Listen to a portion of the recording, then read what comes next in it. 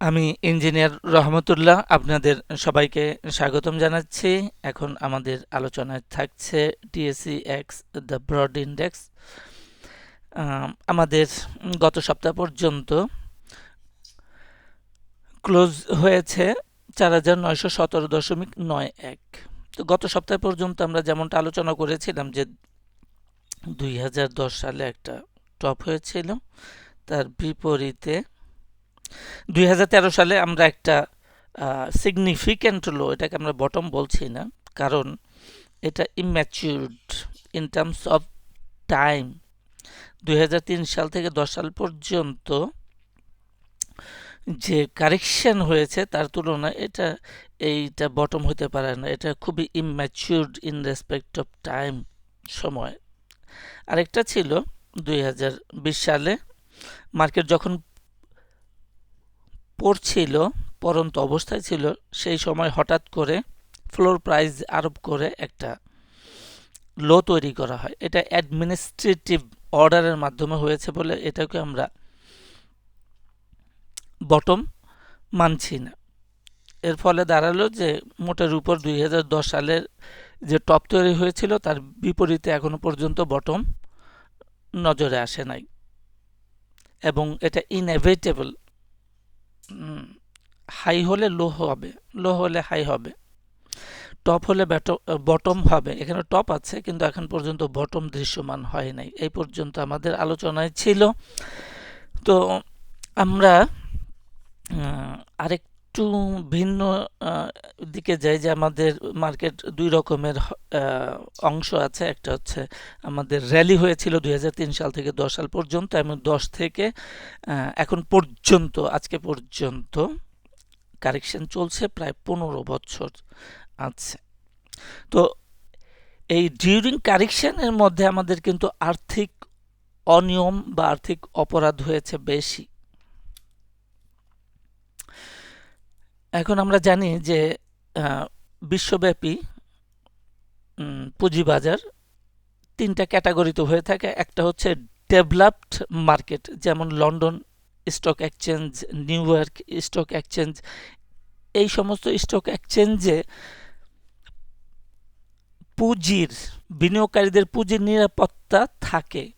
এখানে যত্রতত্র ভাবে পুঁজির বিনাশ কেউ ঘটাতে পারে না, তাকে আইনের আওতায় চলে আসতে হয় কেউ যদি চেষ্টাও করে।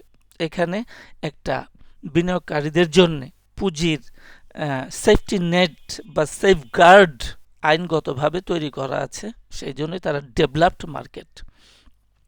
আরেক ধরনের মার্কেট আছে, সেটা হচ্ছে ইমার্জিং মার্কেট, যেমন চায়না, ইন্ডিয়া, সৌদি আরব, এরকম। এখানে পুঁজির তছরুফ করা বা পুঁজির নিরাপত্তার বিষয়টা এখানেও ভালোভাবে দেখভাল করা হয়। আর তৃতীয় যেটা আছে ফ্রন্টিয়ার মার্কেট, যেমন ডিএসসি, শেষ ক্যাটাগরি, সবচাইতে নিম্নমানের পুঁজিবাজার হচ্ছে ফ্রন্টিয়ার মার্কেট, যেমন নেপাল, শ্রীলঙ্কা, বাংলাদেশ ইত্যাদি। তো এখানে পুঁজির নিরাপত্তার জন্যে বা সেফটি নেট বা সেফগার্ড বলতে যথেষ্ট আইন বা আইনের প্রয়োগ নাই। এই জন্য এখানে আর্থিক অপরাধ করে অনেকে পার পেয়ে গেছে। এখন আমাদের কাছে মার্কেট পড়ছে, বলা হচ্ছে যে ৮ মাসে এতটা ফাইন করা হলো, এতটা অ্যাকাউন্ট ফ্রিজ করা হলো ইত্যাদি। এইগুলা হলো খালি চোখে যতটুকু দেখা যায়। আমাদের মার্কেট যে পড়ছে এইটার ইতিহাস ৮ মাস না, ৮ বছর এবং তারও বেশি, ১৫ বছরের ইতিহাস হচ্ছে আমাদের কারেকশন। তো ৮ মাস অনেকে আমাদেরকে ধোকা দিতে চাচ্ছে, কারণ যারা আর্থিক অপরাধ করেছে তাদেরকে আবার আরেকটা যেন তাদেরকে আবার সেভ করারও একটা প্রবণতা কোনো কোনো মহলের থাকতে পারে। তো আমাদের যেটা কথা হচ্ছে যে আর্থিক অপরাধ যেগুলো সংগঠন হয়েছে তাকে আইনের আওতায় আনতে হবে, এবং সংস্কারের মাধ্যমে ভবিষ্যতে বিনিয়োগকারীদের পুঁজি নিরাপত্তা নিশ্চিত করতে হবে। অন্তত আমাদের ভবিষ্যৎ প্রজন্ম যেন ন্যায় ভিত্তিক একটা সমাজ এবং ন্যায় ভিত্তিক একটা পুঁজিবাজার পায় যেখানে পুঁজির নিরাপত্তা থাকবে ইত্যাদি। এখন আমাদের এই ডিউরিং কারেকশানে গত 15 বছর কারেকশানে দেখা গেছে যে আইপিওগুলো সাজিয়ে গুছিয়ে ওভার ভ্যালু করে নিয়ে আসা হয়েছে, মেকআপ করে তার আর্থিক সঙ্গতি অনেক শক্তিশালী দেখানো হয়েছে এবং গ্যামলিং করে সেই সমস্ত শেয়ারগুলার প্রাইস আকাশে তুলে সেগুলাকে খাওয়ানো হয়েছে। এর ফলে যে একটা আর্থিক অপরাধ এই গ্যামলিংয়ের মাধ্যমে তৈরি হয়েছিল সেইগুলা বিচারের আওতায় যেন না আসে সেটাও কারো কারো প্রচেষ্টা থাকতে পারে।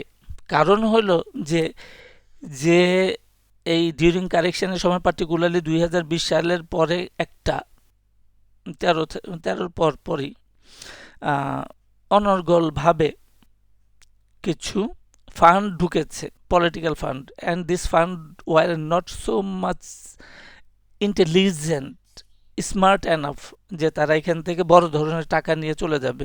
তাহলে এই যে পলিটিক্যাল ফান্ডটা আসলো তাকে সহযোগিতা করার জন্য একটা মহল ছিল বিএসএসসির ভিতরে বাইরে ইত্যাদি। তাহলে এইগুলাকে আইনের আওতায় বা সংস্কার করে আমাদের পুঁজিবাজারটাকে আরো নিশ্ছিদ্র,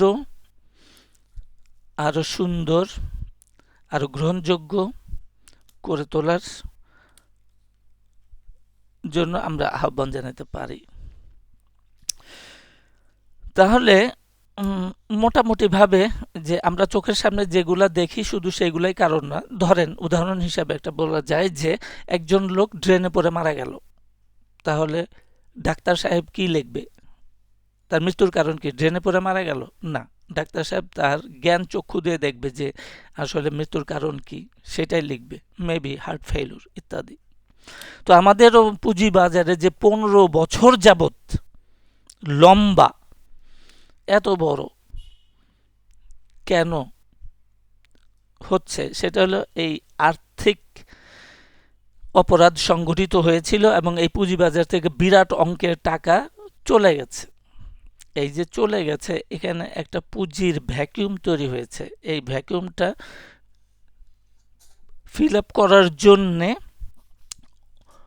কোনো অংশগ্রহণকারী এখনো পর্যন্ত আসে নাই, নতুন ব্লাড বা নিউ ফান্ড এখানে ইনজেক্ট হয় নাই এবং পরিমাণটা যেহেতু অত্যাধিক বেশি, তো এখনো পর্যন্ত নতুনভাবে বিনিয়োগ করার জন্য উপযুক্ত হয়েছে অনেক বড় বড় বিনিয়োগকারীরা মনে করে না। তাহলে আর আমরা চার্টে যেটা দেখতে পাই যে আমাদের চার্টে বেয়ারিশ আছে। গত সেশনে আমরা এটা বলেছি, সেশনে যে বেয়ারিশ আছে মার্কেট, আওয়ারলি, ডেইলি, উইকলি সবগুলা টাইম ফ্রেমেই ডাউন আছে। তাহলে আমরা দেখি যে আমাদের নিয়ারেস্ট যে সমস্ত সাপোর্টগুলো আছে সেগুলো দেখি। এখানে হাই টু লোর মাধ্যমে আমরা 200% ফিবোনাসি লেভেলে একটা সাপোর্ট আছে দেখতে পাচ্ছি। তাহলে সেইটা এবং গত সেশনে আমরা আলোচনা করেছি যে 4000 এখানে যে লোটা আছে অক্টোবর 2024-এ 4890 অ্যাপ্রক্সিমেটলি এই লো থেকে এই 200% পর্যন্ত এখানে একটা সাপোর্ট আছে।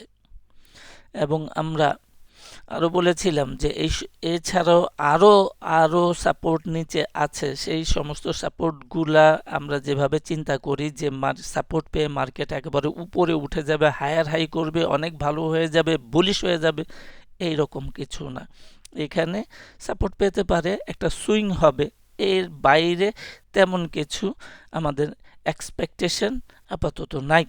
যেহেতু তিনটা টাইম ফ্রেমে ডেইলি, আওয়ারলি এবং উইকলি তিনটা টাইম ফ্রেমেই আমাদের মার্কেট বেয়ারিশ আছে।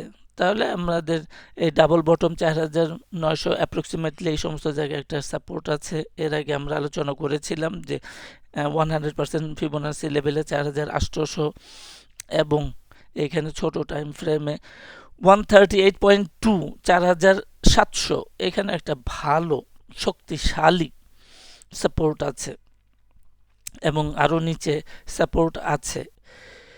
তো এই সমস্ত সাপোর্টগুলা একটা সুইং বা কাউন্টার ট্রেন্ডের সূচনা করবে,